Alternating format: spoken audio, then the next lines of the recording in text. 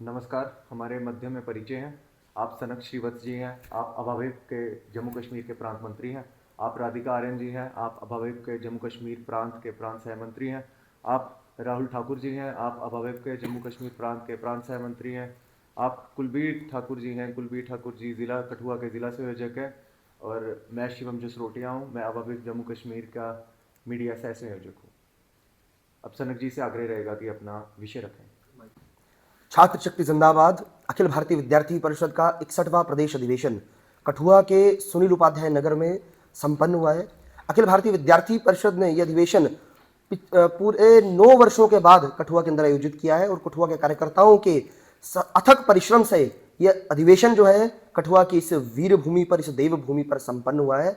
इसका मैं कठुआ के सभी जिन शुभचिंतकों ने हमें इस अधिवेशन के अंदर सहयोग किया, मैं आप सभी का बहुत बहुत आभार व्यक्त करता हूं। इस अधिवेशन के अंदर पूरे प्रदेश भर के 23 संगठनात्मक जिलों से 500 प्रतिनिधि इस अधिवेशन के अंदर उन्होंने भाग लिया। अखिल भारतीय विद्यार्थी परिषद ने इस अधिवेशन के अंदर शिक्षा और समाज क्षेत्र में आने वाले जो कंटेम्पररी इश्यूज पूरे प्रदेश भर के अंदर चल रहे हैं, उन विषयों के ऊपर सकारात्मक चर्चा इस अधिवेशन के अंदर की। और इस अधिवेशन के अखिल भारतीय विद्यार्थी परिषद के सभी कार्यकर्ता एक नई ऊर्जा के साथ अपने अपने जिला केंद्रों पर गए हैं और अपने अपने जिला केंद्रों पर जाकर एक नई छात्र शक्ति के ज्वार को वो उत्पन्न करने का काम करेंगे। और पूरे प्रदेश भर में जहां जहां किसी विद्यार्थी को किसी प्रकार की दिक्कत आती है, अखिल भारतीय विद्यार्थी परिषद के कार्यकर्ता उस समस्या के समाधान के लिए प्रथम पंक्ति में आपको दिखाई देंगे। अखिल भारतीय विद्यार्थी परिषद ने इस अधिवेशन के अंदर उद्घाटन सत्र के दौरान पूर्व मुख्यमंत्री और वर्तमान में नेता प्रतिपक्ष हिमाचल प्रदेश विधानसभा जी और बालकृष्ण जी राष्ट्रीय सह संगठन मंत्री अखिल भारतीय विद्यार्थी परिषद द्वारा इसका उद्घाटन सत्र 28 तारीख को इसका उद्घाटन किया गया। उसके अंदर उन्हें अपने अखिल भारतीय विद्यार्थी परिषद के वो समय जिस समय जयराम जी अखिल भारतीय विद्यार्थी परिषद के पूर्णकालिक के रूप में जम्मू कश्मीर के अंदर आए थे, उन्होंने उनका बताने का काम सभी कार्यकर्ताओं को किया और कार्यकर्ताओं ने उनसे प्रेरणा लेने का काम सभी कार्यकर्ताओं ने उनसे किया। उसके बाद एक शोभा यात्रा यहाँ से निकलकर जिसका समापन मुखर्जी चौक के अंदर हुआ और जहाँ पर पूरे प्रदेश भर से आए छात्र नेताओं के भाषण छात्र हितों के विषयों को लेकर रहे, जैसे छात्र संघ चुनाव है, पर्यावरण है, महिला शक्तिकरण है, आतंकवाद है। इसी प्रकार से जम्मू कश्मीर का वर्तमान शैक्षिक परिदृश्य है, जम्मू कश्मीर के अंदर जो अभी कंटेम्प्रेरी इश्यूज हैं, उन सब विषयों के ऊपर खुला अधिवेशन अखिल भारतीय विद्यार्थी परिषद का संपन्न हुआ। उसी के साथ अखिल भारतीय विद्यार्थी परिषद की प्रस्ताव समिति द्वारा 2 प्रस्ताव भी बनाए गए थे, जिसमें एक प्रस्ताव था शिक्षा क्षेत्र में विसंगतियों को दूर करना, समय की आवश्यकता, उसको भी पारित करने का काम अखिल भारतीय विद्यार्थी परिषद के कार्यकर्ताओं ने सदन के अंदर किया।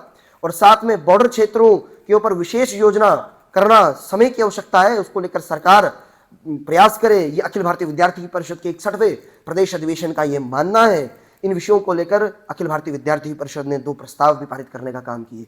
और साथ ही मैं बात करूं जो वर्तमान विषयों की, अगर मैं बात करूं तो आने वाले हम देखते हैं किस प्रकार से सीयूटी के एग्जाम अभी जम्मू कश्मीर के अंदर होने हैं, उन विषयों को लेकर भी अखिल भारतीय विद्यार्थी परिषद ने एक मांग रखी है कि जो सीबीटी सेंटर है, प्रत्येक जिला केंद्र के ऊपर सीबीटी सेंटर होने चाहिए, नहीं तो विद्यार्थियों को जूझना पड़ता है।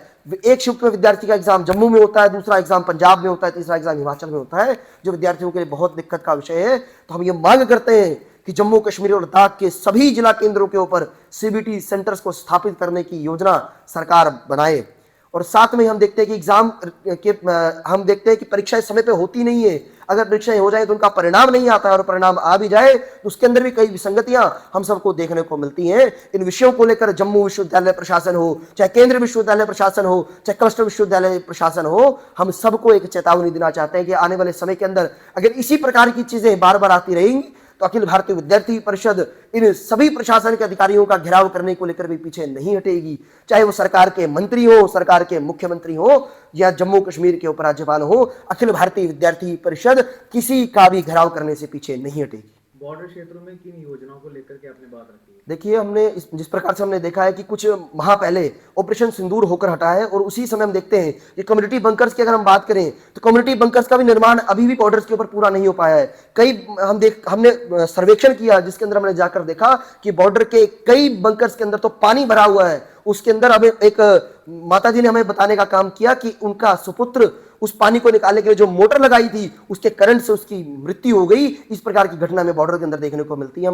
हमने मांग की है कि रेजिडेंशियल स्कूल्स का निर्माण बॉर्डर क्षेत्रों के विद्यार्थियों के लिए किया जाए, ताकि बॉर्डर के ऊपर किसी भी प्रकार की परिस्थिति हो, विद्यार्थियों की पढ़ाई किसी भी प्रकार से जूझे ना। इन सब विषयों को लेकर हमने प्रस्ताव तैयार किया और बाद में हम उचित स्थान पर चरणबद्ध तरीके से इनका चाहे ज्ञापन सौंपना हो, इन विषयों को लेकर चाहे घेराव करना हो, इन विषयों को लेकर चाहे प्रतिनिधिमंडलों के माध्यम से मिलना हो, अखिल भारतीय विद्यार्थी परिषद अथक परिश्रम से इन सब विषयों के ऊपर लड़ने का काम पूरे प्रदेश भर के अंदर करेगी। धन्यवाद। जय हिंद, वंदे मातरम।